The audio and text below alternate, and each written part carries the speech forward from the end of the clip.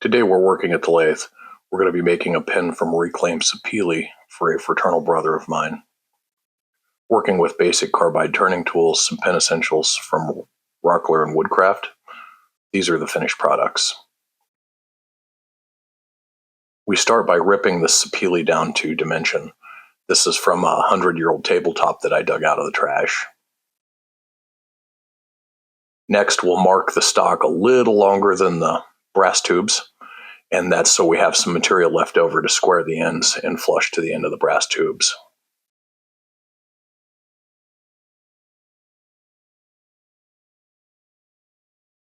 Next, we bore the stock. This is a 10mm brad point drill bit. This arrived to me bent, but I've just learned to live with it. We want to be pretty close to center when we're working with smaller stock. Here, this is 1 by 1, so we have some grace. We're careful when boring that we don't screw the drill bit in and split the stock. This is old, dry material. It cuts beautifully, but you get too aggressive with it, it'll get you.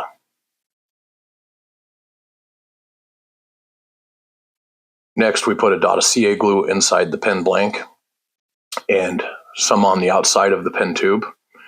And with a twisting motion, we put the pen tube in, and we do that to spread the glue and give it every chance of having a thorough bond.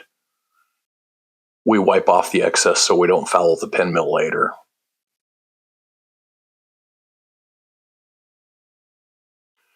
This is a cheap pin mill I bought off of Walmart. Came with a variety of pilot reamers. This one's a 10mm pilot reamer.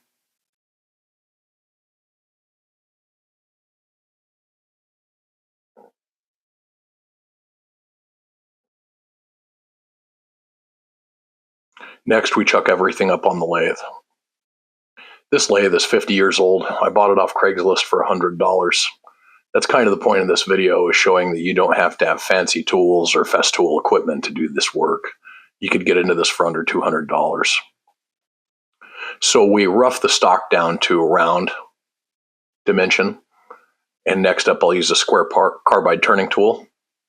And I will bring the ends of the pen down flush to the bushings. I just kiss the bushing with the carbide, and that determines the diameter. If you go too far here, there's no going back. You'll end up with a step in your pen and a poor finished product. Next, we bring the stock down to the basic shape we're looking for. I always visualize the person that's using the pen and think about what they might like to have in their hand for a long period of time. I write for long periods of time and my hands hurt, so I tend to make pens that are comfortable for me to use. This one's got a large diameter. Next, I will actually neck it down just above the nib, which is the tip of the pen, and that gives a positive place for the fingers to grip the pen.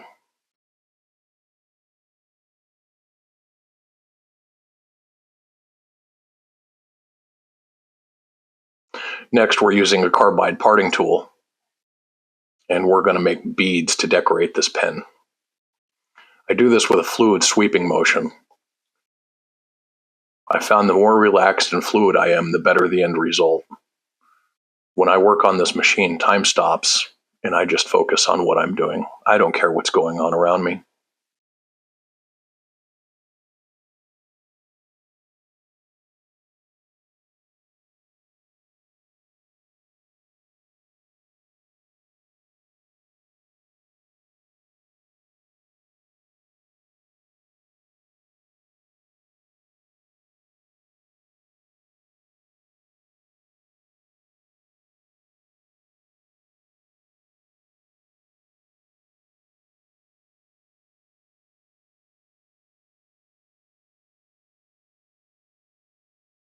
This is the sanding process. I started 100 grit and worked my way all the way to 600. I cut most of the sanding video out.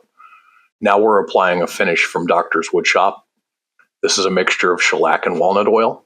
It's a high build friction polish, meaning that when we heat it, it cures the shellac, and the heat also pushes the walnut oil into the grain of the wood. Makes for a beautiful polished finish. I do 6 coats each direction. I flip the stock over, and that way I'm rotating the opposite direction. That guarantees a nice polished finish with no nibs.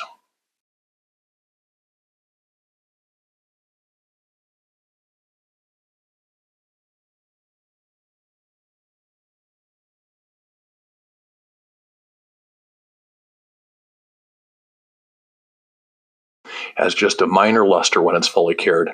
This is a Milescraft pen press. You don't need anything fancy here either. You could do this with a C-clamp, a vise, or even a block of wood and a hammer if you're brave. Use a gentle motion when you're pressing these parts together, because if you get too aggressive, you'll distort the brass tube and split the wood. So that's the upper coupling. Now we're going to do the nib on the foresection of the pin. Again, be gentle when you press these together that you don't distort the tube and split your wood. Now the coupling on this one fit a little loose. I'd use some CA glue on it.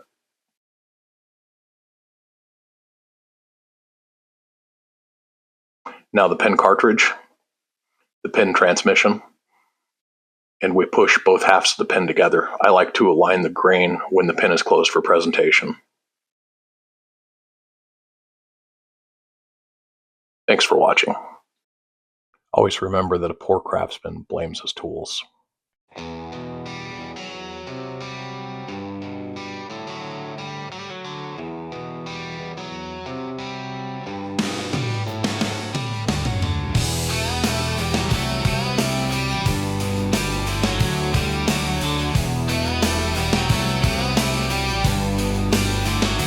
Held the silence like a stone, built my life in steel and bone, lost my name in courtroom halls, watched my children fade from calls. I prayed in oil.